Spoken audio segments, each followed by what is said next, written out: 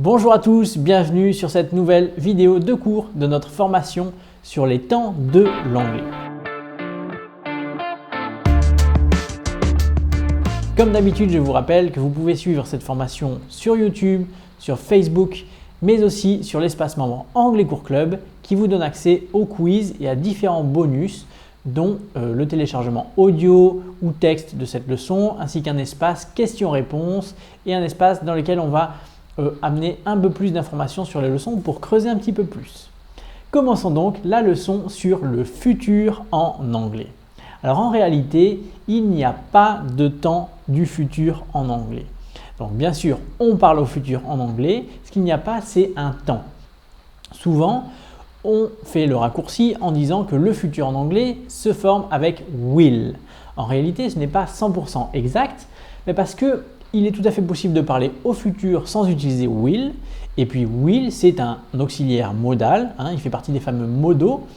Et il ne s'emploie pas toujours pour parler au futur. Il y a quelques cas dans lesquels will ne signifie pas forcément le futur. Alors, on va résumer cette leçon maintenant en disant qu'il existe 4 manières de parler au futur en anglais. Alors, on va les voir maintenant. Donc, les 2 manières principales, je suis sûr que vous les connaissez déjà. En fait, c'est will et c'est going to. Donc, ces deux-là, on les connaît parce qu'on les voit assez souvent et de toute façon, on va voir ça plus en détail dans la suite de la leçon. Les 2 principaux, c'est ceux-là, c'est will et going to. Et ensuite, il est aussi possible de parler au futur en anglais, en fait comme en français, en utilisant le présent. Donc, c'est-à-dire présent continu, ambi plus ing et présent simple. Allez, on commence maintenant avec la première manière qui est peut-être la plus importante avec going to et c'est will. Alors will, comme je le disais tout à l'heure, c'est un auxiliaire modal. Comme tous les auxiliaires modaux qu'on verra probablement dans une leçon future qu'on n'a pas vue encore, mais ça se construit de cette manière-là. Donc le sujet, ensuite will et ensuite le verbe ou ce qu'on appelle plutôt la base verbale, c'est-à-dire le verbe invariable. Donc un exemple ici, j'ai écrit She will be 60 next week. Elle aura 60 ans la semaine prochaine. On peut aussi écrire She'll be 60 next week, c'est-à-dire qu'on a utilisé la forme contractée de will et on voit ici que will à la forme contractée devient apostrophe 2L. Ça s'emploie très souvent. Alors, on note aussi, comme je le disais au début, que le verbe après will est invariable. On ne mettra jamais de S à la 3e personne du singulier, par exemple.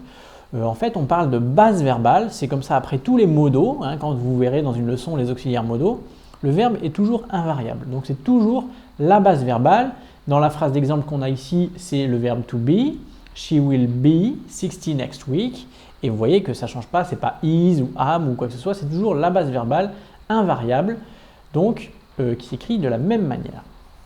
Alors, on continue. Comme je le disais, will devient apostrophe 2L à la forme contractée. Mais à la forme négative, le will not devient won't. W-O-N apostrophe T. Donc ça, c'est à noter parce que ça revient assez souvent. Prenons un exemple. Ici, j'avais écrit I won't tell them anything. Don't worry. Je ne leur dirai rien, ne t'inquiète pas. Alors, continuons maintenant avec l'utilisation de will.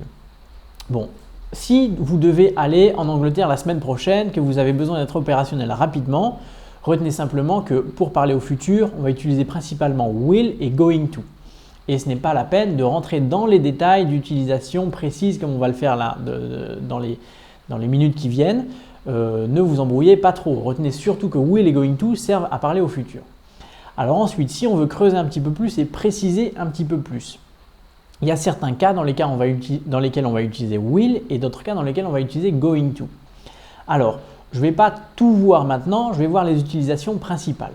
Alors, will, la première utilisation principale, c'est quand on parle d'un avenir qui est quasi certain et ça traduit une certitude, quelque chose dont on est sûr. Deuxième exemple, ça va traduire une prise de décision. Donc, quand on vient juste de prendre une décision, et bien là, on utilise will. Alors, voyons quelques exemples. Si voilà, il y a une tâche à faire, on est plusieurs, on réfléchit, et puis d'un coup, moi je dis oh, OK, I'll do it. OK, je vais le faire, je m'en charge. Et bien là, je prends la décision, je vais le faire. Et donc là, c'est bien, je traduis la prise de décision. Donc, I'll do it. Deuxième exemple, quand vous allez au restaurant Et bien, quand vous allez commander au serveur, vous allez faire part de votre choix au serveur, et bien, vous allez utiliser will aussi. Donc, si vous commandez une salade, vous allez dire I'll have a salad, please. Ici, j'avais noté l'exemple I'll have an ice cream and a Coke, please. Voilà, c'est ce que vous décidez que vous allez prendre. Donc, de manière générale, quand vous allez au restaurant ou que vous commandez quelque chose, vous allez dire will parce que ça traduit une décision qui vient juste d'être prise. Voilà, vous prenez la décision, tac. Ensuite, un exemple, je disais au début, voilà, will ça s'emploie pour parler d'un avenir quasi certain. Donc ici, j'avais noté It's 2 o'clock already, we'll never be there on time. Il est déjà 2 heures, on ne sera jamais à l'heure, on n'arrivera jamais à l'heure. Donc si je dis ça en utilisant will, ça traduit le fait que j'en suis certain. Donc will, ça traduit un avenir quasi certain ou quelque chose que vous pensez qui va arriver. Alors, on continue avec nos 4 manières de parler au futur et maintenant nous allons voir la deuxième plus importante qui est going to, qui dans le langage parlé, c'est celle que moi je dirais qu'on emploie vraiment le plus souvent. Donc, c'est comme en français en fait. Donc, à partir de maintenant, le reste de la leçon, vous allez voir qu'il y a des équivalences avec le français, donc ça n'est pas très compliqué à comprendre. En français, to go, ça veut dire aller. Et bien en français, on dit aussi je vais faire quelque chose. Ici, j'ai noté je vais écrire. Pour parler au futur. Et bien en anglais, c'est exactement la même chose. Donc le même exemple, ça donnerait I'm going to write. Je vais écrire. Donc on comprend pourquoi le going to sert à parler au futur. Alors, l'utilisation. Quand est-ce qu'on va utiliser plutôt going to que will? On va utiliser going to pour parler au futur à la place de will lorsque l'on parle de ses plans.